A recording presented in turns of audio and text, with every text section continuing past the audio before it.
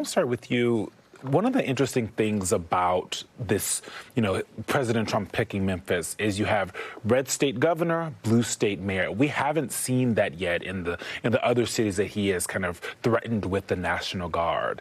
The governor has been there for 7 years. He seems on board with this. But you have the blue state mayor who seems a little bit more apprehensive and frankly kind of under duress. I was watching the weeknight. I was on the weeknight last night. He seems like he's under duress. How are the folks in Memphis kind of taking this in? I think most of the Democrats are against it, and most of the Republicans, MAGA Republicans, are for it. And then the small percentage of thinking progressive Republicans are against it, too. It comes down to the old problems we've had in the South of racial politics. And the governor is a Republican. He's a long way from Memphis. The national establishment has always kind of thought of Memphis as being part of Mississippi, which might be a nice way of saying it's a black city and we don't care about it. They've made disparaging remarks about Memphis for years. The governor went along with it. The mayor's not for it. Having the National Guard here is unnecessary, and it is a stunt. It's just a Trump show to show his power and his force. It's just like that picture that we see when we go to the embassies around the world, and it's Trump looking at you in a mean way with a scowl. And that's what he wants to be known as. And I think this may be the first representation of his changing the Department of Defense to the Department of War, because he likes to put the National Guard at his direction as his being the great warrior into cities and go into war. And that's the way he looks at it. So this is the Department of War, and that's against everything this country stands for, having a militarized police force. We're supposed to have a civilian police force, and the military is not supposed to participate. And this is really going too far, but Trump takes everything too far. And I think Senator Lamar, who I'm proud to see on here with me, she's my former intern, and she's come a long way, and she made a great statement on this, and she understands it. There are basic underlying problems that need to be cured, and just sending some folks down here for 2 months doesn't make the difference. And those of you who live in Washington, like I do part-time, the 2 months that they had the National Guard and the troops in Washington, it didn't make that much difference. And when they leave, it's going to be back to the same thing. It's Mayor Bowser and the police department, and they can have some help from the federal government, but not have those people on the streets. Washington did not become overnight the most safe city in the world. State Senator Lamar, I want to get you in here because Memphis is part of your district. But before I get your reaction to what's going on, let's play what Mayor Young had to say about crime in Memphis. He lists some statistics here. Watch this. I want to note that we have been making progress as a city on reducing crime. 13% overall reduction in crime in 2024, 19% reduction in violent crime, 29% reduction in murders, 37% reduction in car thefts, and that's in 2024. And on 2025, we're on pace to beat those numbers. And so, Senator Lamar, y'all don't need the National Guard, do you?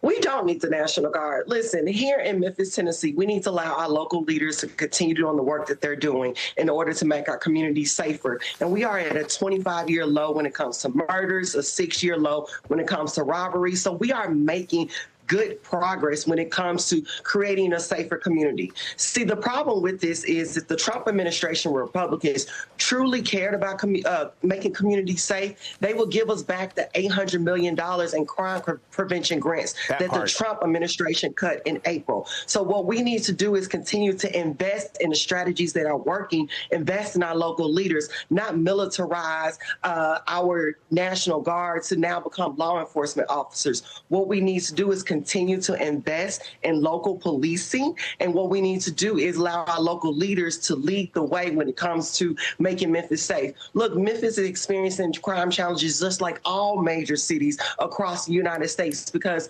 our Republican legislators and the Trump administration refuse to invest in adequate health care, affordable housing, increasing wages, all the determining factors of crime. And when you have a black city like Memphis that has been disinvested in for decades and decades, no wonder there are challenges when it comes to public safety. But make no mistake, This decision is a short-term Band-Aid effect on trying to fight crime. If we really want to get to the meat and potatoes of this issue, send all federal resources down to improve programming for children, to improve healthcare access, to bring more affordable housing. But don't just bring the military in. That's not going to make any real impact on anybody's lives, but scare them for a couple of weeks.